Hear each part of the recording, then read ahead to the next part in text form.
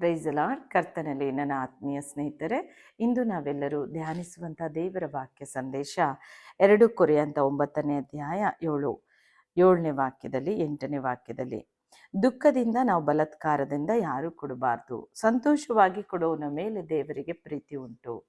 ಮತ್ತು ದೇವರು ಸಕಲ ವಿಧವಾದ ದಾನಗಳನ್ನು ಧಾರಾಳವಾಗಿ ನಮಗೆ ಅನುಗ್ರಹಿಸುವುದಕ್ಕೆ ಆತನು ಕೂಡ ಶಕ್ತನಾಗಿದ್ದಾರೆ.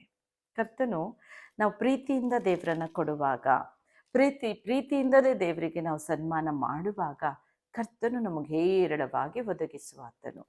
ಇಲ್ಲಿ ಪ್ರಿಯರೇ, ಅಪೊಸ್ತಲರ ಕೃತ್ಯದಲ್ಲಿ 10ನೇ ಅಧ್ಯಾಯದಲ್ಲಿ ಕೊರ್ನೇಲ ಎಂಬ ಒಬ್ಬ ವ್ಯಕ್ತಿ ಬರ್ತಾನೆ. ಈ ಕೊರ್ನೇಲ ದಾನ ಧರ್ಮಗಳನ್ನು ಬಹಳವಾಗಿ ಮಾಡುವಂಥ ವ್ಯಕ್ತಿ.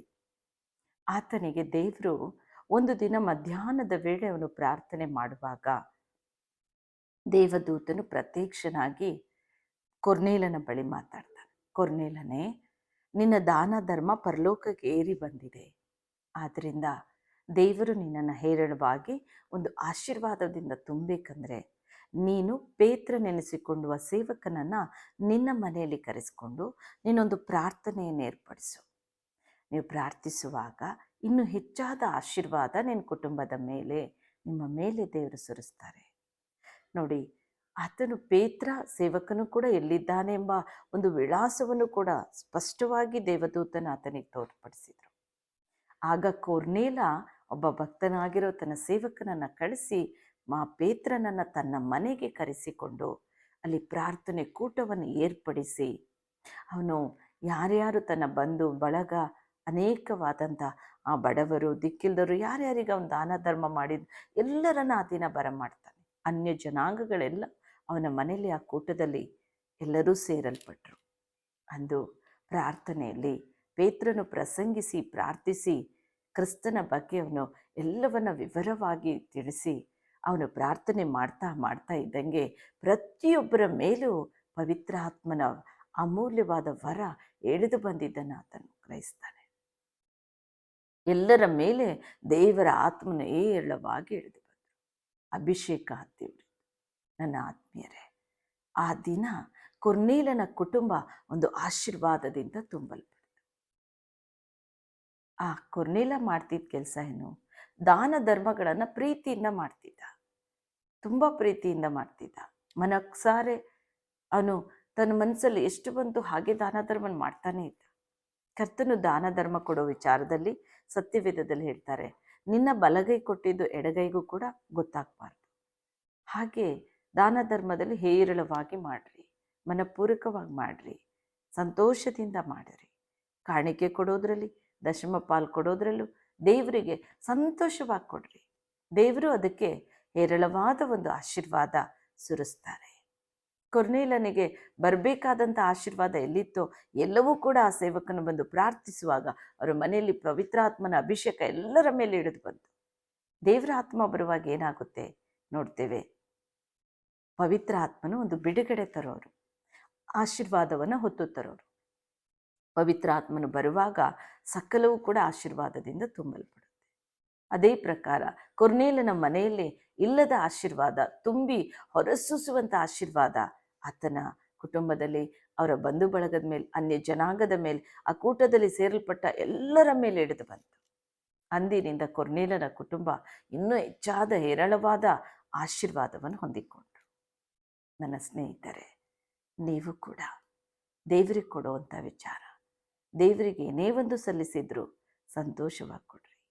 ದಾನ ಧರ್ಮವನ್ನು ಹೇರಳವಾಗಿ ಮಾಡುವವರಾಗಿರ್ರಿ. ಇದರಿಂದ ಕರ್ತನಿಗೆ ತುಂಬ ಸಂತೋಷ ಇರುತ್ತೆ. ದೇವರ ಸೇವೆಯಲ್ಲಿ, ದೇವರ ಆಲಯ ಕಟ್ಟುವ ಕಾರ್ಯದಲ್ಲಿ ನೀವು ಯಾವುದನ್ನು ನಿಮ್ಮಲ್ಲಿ ಇರಲ್ವೋ, ಯಾವುದು ಕೊರತೆ ಇರುತ್ತೋ ಅದನ್ನೇ ಹೆಚ್ಚಾಗಿ ಮಾಡ್ತಾ ಬನ್ನಿ. ಅದನ್ನೇ ದೇವರು ಹೇರಳವಾಗಿ ಒದಗಿಸಿಕೊಡ್ತಾರೆ, ಆಶೀರ್ವದಿಸ್ತಾರೆ.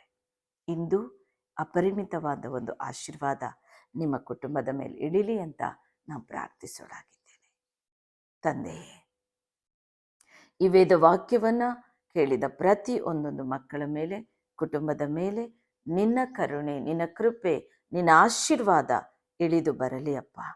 ತಂದೆ, ಅವರು ಏನೇನು ಸ್ವಾಮಿ ಪ್ರಾರ್ಥನೆ ಮಾಡಿ ಬೇಡಿಕೊಂಡಿದ್ದಾರೋ ತಂದೆಯೇ, ಅವರು ದಾನ ಧರ್ಮ ಮಾಡ್ತಾ ಇರ್ಬೋದು, ಇಲ್ಲವೇ ಮಾಡದೇ ಇರ್ಬೋದು. ಇಂದು ಅವ್ರ ಹೃದಯದಲ್ಲಿ ಪ್ರೇರೇಪಣೆ ನೀನು ಕೊಡು ಪವಿತ್ರ ಆತ್ಮನೇ. ನಿನ್ನ ಪ್ರಸನ್ನತೆ ಅವರ ಕುಟುಂಬವನ್ನ, ಅವರನ್ನ ಆವರಿಸಿಕೊಳ್ಳಲಿ ಪವಿತ್ರ ಆತ್ಮನೇ. ದೇವರೇ, ಪೇತ್ರನು ಪ್ರಸಂಗಿಸಿ ಪ್ರಾರ್ಥಿಸುತ್ತಾ ಇದ್ದಂತೆ ನಿನ್ನ ಪವಿತ್ರಾತ್ಮನ ಮಳೆ ಆ ಒಂದು ಕೊರ್ನೇಲನ ಕುಟುಂಬವನ್ನು ಆವರಿಸಿಕೊಂಡ ಪ್ರಕಾರ ಇಂದು ದೇವರೇ ನನ್ನೊತ್ತಿಗೆ ಸೇರಿ ಪ್ರಾರ್ಥಿಸ್ತಾ ಇರ ಪ್ರತಿ ಒಬ್ಬೊಬ್ಬರ ಮೇಲೂ ನಿನ್ನ ಅಭಿಷೇಕ ಇಳಿಯಲಿ ಪವಿತ್ರ ಆತ್ಮನೇ. ತುಂಬಿಸು ರಾಜ, ತುಂಬಿ ಹೊರಸೂಸಲಿ, ಆಶೀರ್ವಾದ ತುಂಬಲಿ ಪ್ರಭು.